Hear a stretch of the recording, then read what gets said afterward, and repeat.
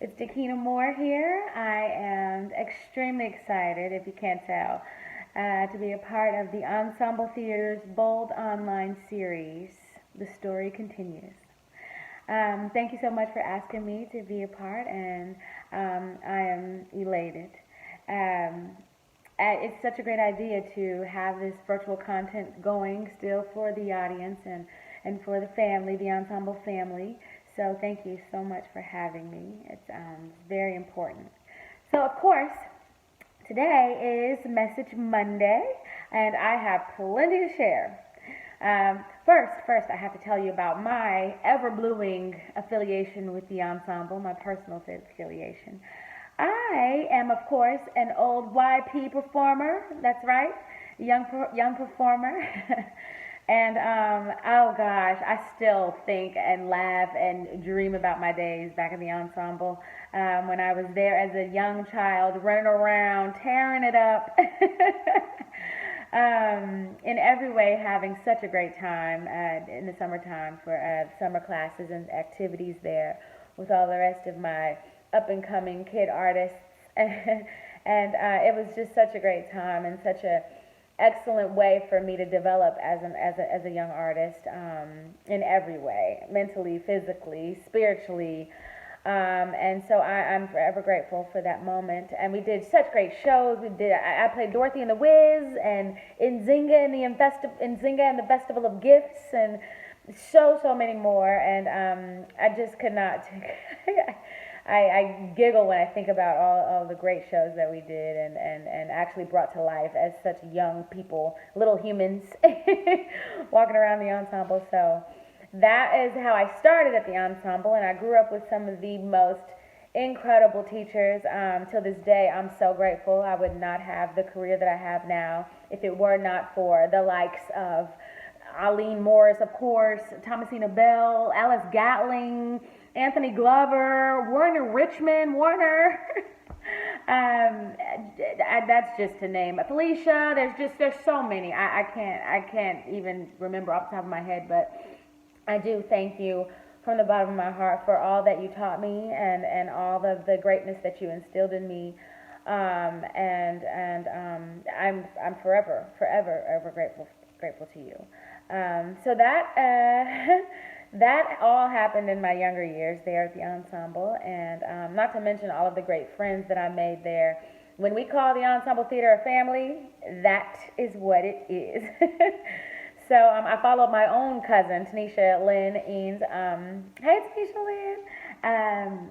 There to the ensemble. She's also a professional actress, direct product of the Ensemble Theater, doing very well. And she and I looked up to her as you know, when we were younger, and you know, whatever Tanisha did, I wanted to do. And thank God she chose the ensemble one summer, and I said, Mom, I'm going to the ensemble too. And I did, and I ended up living there for my entire youth. And again, made some of the best friends, one of which is still my best friend to this day, Alexandria Fonorette Harris. Hello, Mama. I love you, and my two godchildren that you blessed me with. So once again, Ensemble Theater, the family union is real, so thank you. And that is my jump off into the ensemble world. I then, even more recently, I got to do my very favorite gig ever, I have to say, and most challenging. For one, I've literally traveled the globe performing. It's been a super blessed ride. Done everything from film, radio, television, Broadway. Most of my career has been on Broadway, Broadway tours. You name it, I've done it. But I have to say, the Ensemble Theater blessed me with one of my favorite roles that I've ever gotten to play, probably my favorite thus far. Last season, where I got to grace the ensemble main stage, a major dream of mine, as Josephine in Josephine Tonight. there are no words for the blessing that that show gave me. I am super grateful. Hitting the stage every night with my girl Regina Hearn and Jason and Andre and a dream cast we were. And so thank you, Patro Harris and Chaka and Eileen for seeing the gift of Josephine's story in us and allowing us to play that out so wonderfully. So that is what brought me back to the ensemble, and I cannot wait to hit that stage again. I pray I do. So that's my affiliation with the ensemble, and I bring all that up to say it brings me right back to my whole message Monday, my personal message for you today, which is freedom. Freedom. That is what I want to share with you all today in this quarantine time, in this crazy, crazy political drama that we're all caught up in the midst of. I think what Josephine Baker and her life story brought to me the most was how to find my freedom. Unfortunately, back then, artists like herself, the likes of her and Eartha Kitt and Dorothy Dandridge and you name it, they didn't have the luxury of performing just for the sake of performing, or just to make a paycheck or the next check, or just to grow the numbers on social media. No, they had to perform not only because their heart was on stage, lived on stage, or lived in a performance, but it also was for survival, for their survival mode, and that that lesson for me was a great one. And so now, while we're in this quarantine time, I just wanted to use this time to encourage all of you to find what it is that makes you most free. Hone in on whatever that is.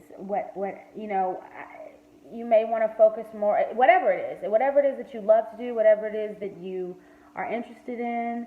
I'm here that's what I wanted to share as my message. And some of the things that I do, I start with a prayer every morning and every night. I make sure to pray on my knees every night to the good Lord and just try to self-reflect in prayer and meditation, and humbly ask God for whatever it is that I need or want, or sometimes just to thank Him for how far I've come. And to me, that the day doesn't get started without that, and it doesn't end without it. And there's no real way to put in words how that shapes the day for me. So that's one. Whether it's your art, whether it's more or less work that you put in for yourself. Sometimes the shackles of self-oppression or societal oppressions are on us, in very minor ways or very major ways. Sometimes it's just, figuring out a real workout regimen. Taking care of your temple is so important. The things that you eat, the things that how you work out. Sometimes the music you listen to while you're working out helps to shape how long or strong you go in your workout. There's so many ways to let yourself free, and these are just examples that I have partaken in, and it may help somebody out there. I hope so. And just to name some more, releasing toxic issues, any kind of toxic people or issues in or out of your life. Do that. Sometimes we have to release certain people, whether they're family, whether they're friends even. If the energy's not right, you might have to think about letting them go so you can make room for those people in your life that deserve your time and deserve your energy. It's very important in the mental health and just carrying on with your normal duties of the day. If you have all of this noise from excess toxicity, you're not able to be creative. You're not able to think as passionately or strongly in whatever it is that you need to accomplish for the day. So I encourage you to do that. Let go of toxic issues or toxic people. Calling and forgiving a buddy even. Sometimes you might be holding on to something that's old. Let it go. Let it go. You don't need to hold on to anything that is not of God. Any energy that is not of Him, I encourage you all to release it It's okay. If it's a family member or friend that you miss, call them. Say I love you. Say I need you. It's okay. And whether they receive it or not, that's on God. That's out of your control.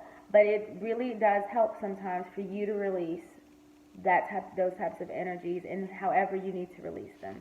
So I encourage you to do that. It might be, I don't know, becoming more of an expert in what it is that you do, what it is that you love doing. I always try to tell my student, I don't have students yet. I can't claim being a teacher yet. That's a goal of mine someday that I haven't reached yet. But I do have young people that look up to me, ask me questions all the time, or need mentorship, and I encourage them to become an expert. It is that what they do, whatever it is that they're deciding to do. I don't care if it's as whatever, art, whether it's art, whether it's lawyer, doctor, nurse, taking out the garbage, attending, be the best at whatever it is that you want to do. Become an expert at it. If that means more training, more schooling, do it. Go for it. It's never too late to learn more. Be a forever student. Be a forever student. Yeah, just love on yourself. That's another thing. I am trying really in this quarantine time, I'm trying to really learn to love on me more. Treat myself. Treat yourself. It might be something small a day, something that you love. It might be just going out and looking at the sky, going for a walk. It might be, grabbing your favorite dessert for the day, or not too much, save it for the cheat day. But whatever it is that might put a smile on your face, do it. Do it. Find something daily that is a treat to yourself. Life is short. So I encourage that. I encourage journaling and writing. That is also something that I'm partaking in more of. I often journal and write, but I don't do it enough.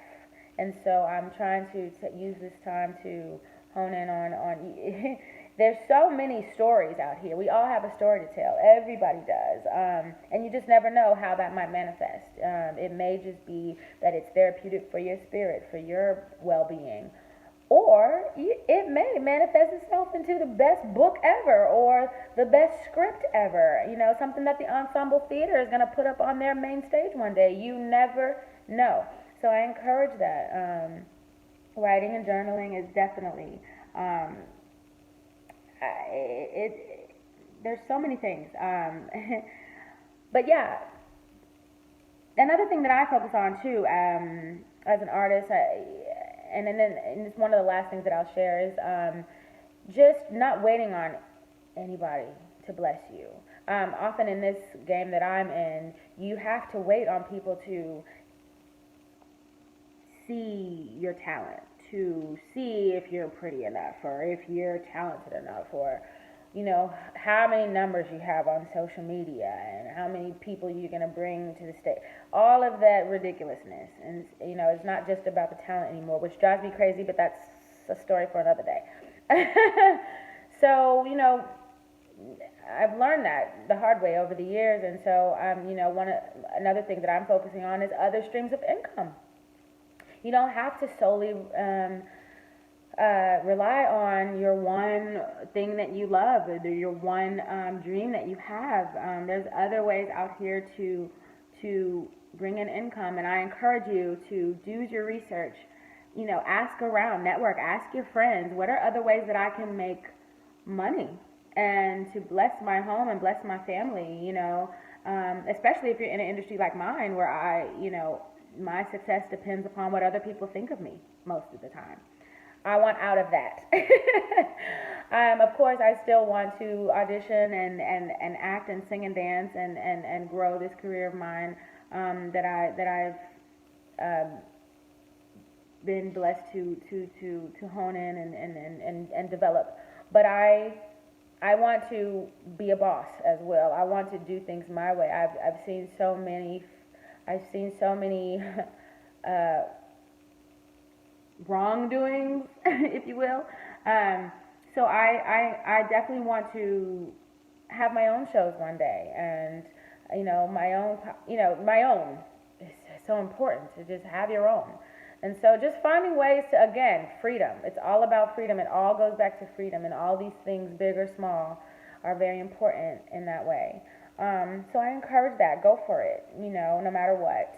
And we're all human. This time that we're in is very trying sometimes, and so really, really, really self-reflect. All the little things matter. Sometimes I sing. Sometimes I'll look up to God and I'll just start singing. That really helps release my spirit from any kind of small or large bearings that I might be feeling at the time. So just figure out what those things are for yourself that give you that release. It's so, so, so important. I can't stress it enough. And, last but not least, I'll also like to share that I usually, with my younger artists, and this is just an ideological thing, I usually, with my younger people that I mentor, I usually tell them, never, ever, ever, ever, ever compare yourself to someone else. Don't do it. Just rid yourself. That's one immediate stress reliever that you can bless yourself with. There was such a lift off my shoulders when I realized, hey, I don't have to compare myself to the next, wonderful woman or wonderful artist. I don't have to do that. I am my own person. God made only one of me. God made only one of you. And that is the only person I have to be worried about and I have to be in control of, or I'm not even in control of me. The good Lord is, but, that is the only being that I can somewhat control here on earth. So that is the only being that I need to worry myself with. So once I learned that, it was definitely freeing. I can only one up my last performance or my last, monologue or song or dance or what have you. So that's what I try to do. I try to compete only with myself, and I encourage you to do that. Only compete with you, and therefore you'll be able to, genuinely grow because you have an exact measurement of what it is that you need to come up against. And also in the same vein, you can genuinely be happy for other people because you're not worried about who's better or who's worse. It really doesn't matter because you can't do me better than me, and I cannot do you better than you. So we don't have to compete. I can genuinely be happy for you, be happy for my next sister, my next brother, and whatever it is that they've accomplished, and still want the best for myself. So that is my last main message for today, my Message Monday, and I just thank you all so much for having me. It has been a wonderful, wonderful, wonderful time with you. I hope this touched somebody. I think that was mostly what I was going to share, and I spoke about, let me just make sure, I spoke about everything. Yeah, thank you. I am currently in the Broadway tour, Broadway National Tour, the first Broadway National Tour of the Donna Summer story. It's called Summer, but it's the Donna Summer musical. So if we are ever in the city near here, I think we do come to Dallas or Austin soon, or whenever we pick back up after this quarantining. I encourage you to come support and come see us. And thank you. Thanks again to the ensemble and all that you've offered me and offered the world. The art that and the Black history that you've put out there has just been phenomenal. There's just no other words for it. Phenomenal. And you've blessed my life tremendously, and I could never thank you enough. And I extend my love forevermore and my thoughts and prayers to all of the Ensemble Theater family and the Ensemble. Stay plugged in where the E stands for everyone and everyone counts. Love y'all.